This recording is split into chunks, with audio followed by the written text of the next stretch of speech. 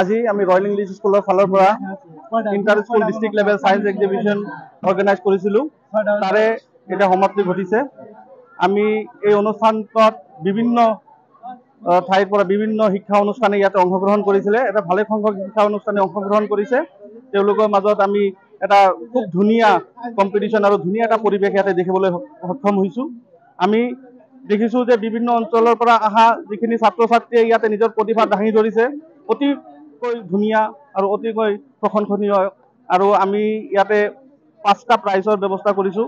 তাৰ ভিতৰত আমাৰ ৰয়েল ইংলিছ স্কুল, লগতে হাতেম চৌধুৰী শিশু নিকেতন, গৰাইমাৰী ছায়েন্স একাডেমী, আদৰ্শ জাতীয় বিদ্যালয় ছয়গাঁও সকলোকে প্ৰাইজ পাবলৈ সক্ষম হৈছে।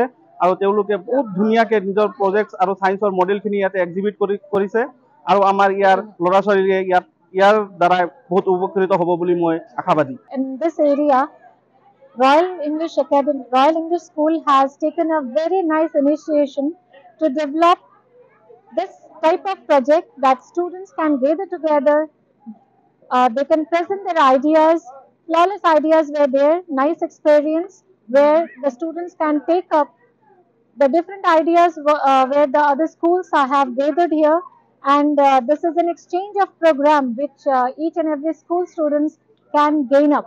And this collaboration programs are very nice, which help we educators to find out some way for our future students development.